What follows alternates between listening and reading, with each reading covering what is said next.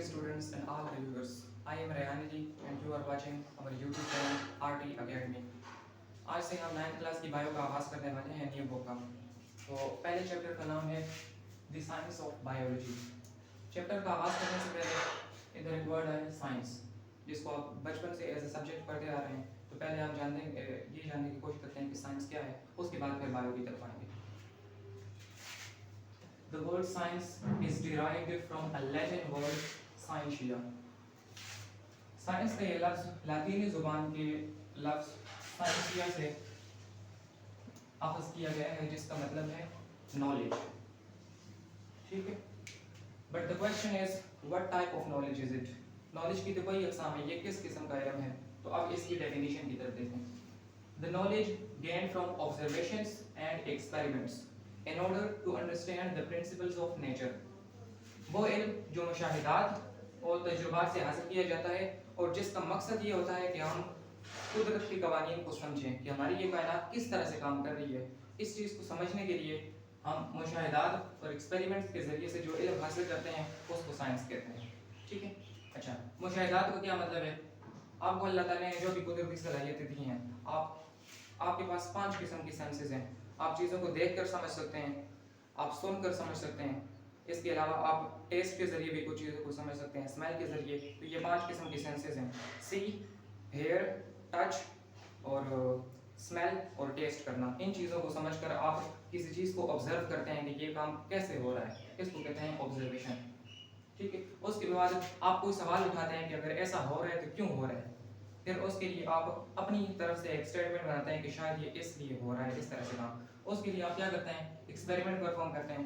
अगर आपका एक्सपेरिमेंट के बाद कोई आपके पास कोई लॉजिकल रीज़न आता है, लॉजिकल कंक्लूजन आपके पास आता है, अगर वो लॉजिकल कंक्लूजन सही हो, उसके फिर एक्सपेरिमेंट्स के ज़रिए अगर एक्सपेरिमेंट उसे सपोर्ट करे तो फिर उसके ज़रिए से जो इल्म हासिल होता है उसको साइंस कहते हैं। अच्छा, ये सारा काम हम क्यों करते हैं, in order to understand the principles of nature. Principles of nature, कुदरत को समझने के लिए। ठीक है, अब साइंस का इल्म बहुत ज़्यादा वसी इल्म है, क्योंकि इसमें आप एटॉमिक एंड सब एटॉमिक लेवल से लेकर कॉस्मोलॉजिकल ऑब्जेक्ट्स तक हर चीज़ को स्टडी करते हैं। सूरज चाँद सितारों की भी स्टडी करते हैं। इतने वसी इल्म को हासिल करना कोई आसान काम तो नहीं है ना। इसलिए हमने क्या किया कि साइंस को मुख्तलिफ ब्रांचेस में तकसीम कर दिया है। जिस तरह एक दरख्त होता है, जितना वो बड़ा होता जाता है उसकी शाखें बढ़ती जाती हैं, इसी तरह साइंस का इल्म भी वक्त के साथ साथ इसके इल्म में इजाफा होता गया, डेवलपमेंट होती गई और साइंस को मुख्तलिफ ब्रांचेस में तकसीम कर दिया गया। ठीक है, और बहुत सारी ब्रांचेस है साइंस की। जो सब्जेक्ट्स आप पढ़ते हो उनके बारे में देख लो। साइंस की एक ब्रांच बायो है, जिसमें आप सिर्फ और सिर्फ जानदार चीज़ों के बारे में पढ़ते हो, जानदार चीज़ों के बारे में। अच्छा, इसके बाद फिजिक्स की साइंस की एक ब्रांच है, बायोलॉजी, बायोफिजिक्स एंड केमिस्ट्री, ये तीनों की तीनों। इसके अलावा एस्ट्रोलॉजी भी है और जियोलॉजी वगैरह भी साइंस की ब्रांचेज हैं। ठीक है, तो अब आपको समझ आ गई है कि हम बायो का एज सब्जेक्ट अलग ही क्यों पढ़ रहे हैं। इससे पहले आप सारी साइंस को 8 तक इकट्ठे पढ़ते थे, फिजिक्स केमिस्ट्री बायो तीनों को इकट्ठा करके एक साइंस की किताब बनाई जाती थी और उसमें आपको पढ़ाया जाता था। अब आप हर सब्जेक्ट को, हर ब्रांच को अलग अलग एज सब्जेक्ट पढ़ेंगे। ठीक हो गया। अच्छा, अब आते हैं बायो की तरफ। Bio, the word biology is a combination of 2 Greek words. Bio का जो लफ्ज़ है बायोलॉजी, ये 2 यूनानी अल्फाज का मजमूआ है। एक है बायोस, जिसका मतलब है लाइफ, और दूसरा लोगोस, जिसका मतलब स्टडी और रीजनिंग। ठीक है, ये इसका मतलब हो गया। तो इधर से आप इसकी डेफिनेशन को समझ सकते हो कि study of life is called biology. The scientific study of life is called biology. ये बायोलॉजी कहलाती है।